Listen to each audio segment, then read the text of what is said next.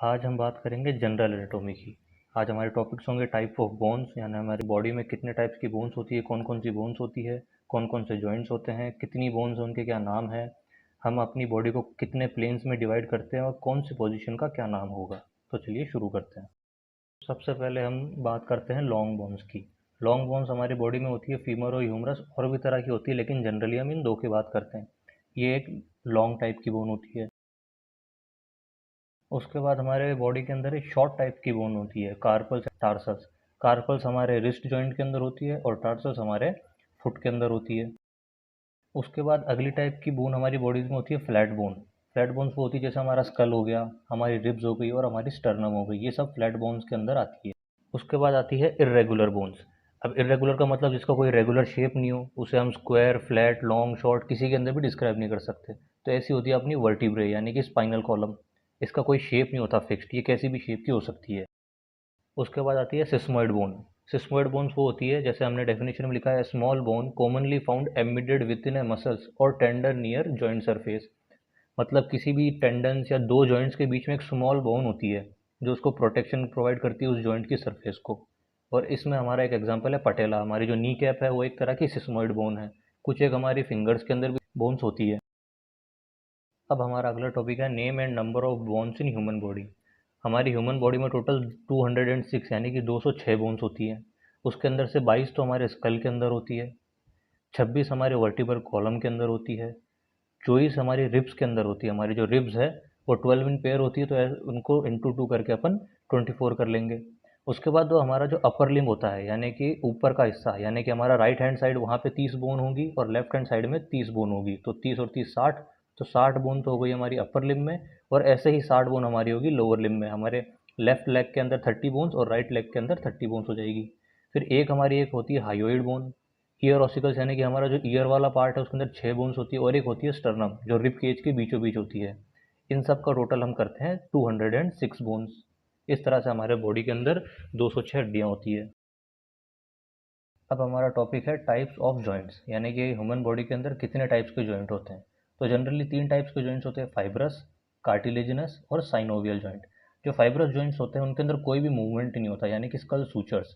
School के अंदर जो अलग अलग बोन्स होती है वो आपस में सूचर्स से जुड़ी हुई है, उनके अंदर कोई भी मूवमेंट पॉसिबल ही नहीं क्योंकि वो फाइब्रस जॉइंट है।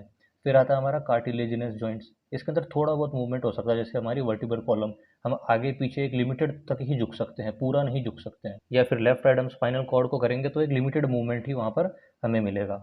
फिर तीसरा आता है साइनोवियल जॉइंट्स। ये एकदम फ्री में मूवेबल जॉइंट्स होते हैं। हमारे जितने भी अपर और लोअर लिम्स के अंदर जितने भी जॉइंट्स हो सारे साइनोवियल जॉइंट्स हैं। अब हम बात करते हैं कि टाइप्स ऑफ साइनोवियल जॉइंट्स, मतलब अब साइनोवियल जॉइंट्स तो बात कर लिए, लेकिन अब कितने टाइप्स के होते हैं, कौन कौन से होते हैं। तो सबसे पहला होता है हिंज जॉइंट, हमारी जो एल्बो और नी के अंदर होता है, जो एक यूनिडायरेक्शनल जाता है कि एक ही डायरेक्शन में वो मूव करेगा। फिर हमारा दूसरा होता है बॉल एंड सॉकेट जॉइंट, जो हमारे शोल्डर और हिप के अंदर होता है, वो किसी भी डायरेक्शन में मूव कर जाते हैं। फिर होता है एक पाइवेट जॉइंट जो हमारी नेक के अंदर होता है, बिटवीन एटलस एंड एक्सिस, यानी कि जहाँ से अपनी वर्टिबल कॉलम स्टार्ट हो रही है और जहाँ से अपना स्कल खत्म हो रहा है वहाँ पे ये होता है, जिससे ये अपने ब्रेन और स्पाइन के मूवमेंट में हेल्प करता है। फिर होता है सैडल जॉइंट, ये हमारे थंब के अंदर होता है। उसके बाद होता है ग्लाइडिंग जॉइंट, ये होता है अपनी रिस्ट और अल्ना और रेडियस के बीच में, जिसके ऊपर ये ग्लाइड करती है अपनी पूरी रिस्ट। एक होता है कॉन्डाइल जॉइंट, ये भी रेडियस और कार्पल बोन के बीच में होता है। अब जब हम ह्यूमन एनाटॉमी को पढ़ने जाएंगे तो हमें प्लेन्स मालूम होने चाहिए कि हमने इसको इस प्लेन में डिवाइड कर लिया, कौन सा पार्ट किस प्लेन में आता है, कौन सा पार्ट किस जगह पर आता है। पहला प्लेन होगा सजाइटल प्लेन। इस प्लेन को, ये एक इमेजिनरी लाइन होती है बॉडी प्लेन्स, तो सजाइटल प्लेन्स के अंदर हम बॉडी को लेफ्ट और राइट में डिवाइड कर देते हैं। एक बीच में से एक लाइन पास करेंगे हमारी बॉडी की, तो हमारी बॉडी लेफ्ट और राइट प्लेन में डिवाइड हो जाएगी, तो उस बीच वाले प्लेन का नाम होगा सजाइटल प्लेन। उसके बाद दूसरा प्लेन आता है हमारा कोरोनल या फिर फ्रंटल प्लेन। इसके अंदर होगा, हम बॉडी को आगे और पीछे में डिवाइड कर देंगे। हमारी बॉडी के एकदम बीच में से जब हम एक कोई प्लेन गुजारेंगे तो आगे का हिस्सा आगे रह गया और पीछे का पीछे रह गया हमारा हिस्सा, यानी कि हमारा जो स्टर्नम का साइड है वो आगे आ गया और वर्टिब्रल कॉलम पीछे चला गया। अब इन दोनों के बीच में से एक प्लेन निकालेंगे तो इसे हम प्लेन को बोलेंगे कोरोनल प्लेन। अगला प्लेन हमारा होगा ट्रांसवर्स प्लेन। इसमें होगा बॉडी को टॉप और बॉटम में डिवाइड कर दिया जाएगा, यानी कि हमारा जो ट्रंक का एरिया है जहाँ पे हमारा हिप जॉइंट आ रहा है, यहाँ से हम बॉडी को डिवाइड करेंगे तो ऊपर का हिस्सा ऊपर चला जाएगा, नीचे का हिस्सा नीचे चला जाएगा। इस प्लेन को हम बोलेंगे ट्रांसवर्स प्लेन। अब आते हैं हम एनाटॉमिकल पोजीशन के ऊपर। एनाटॉमिकल पोजीशन वो होती है कि जिस पोजीशन के अंदर हम एनाटॉमी के बुक के अनुसार हम खड़े होते हैं, उसके अकॉर्डिंग हम कैसे स्टैंड करेंगे, कैसे हम किसी चीज़ को पढ़ेंगे।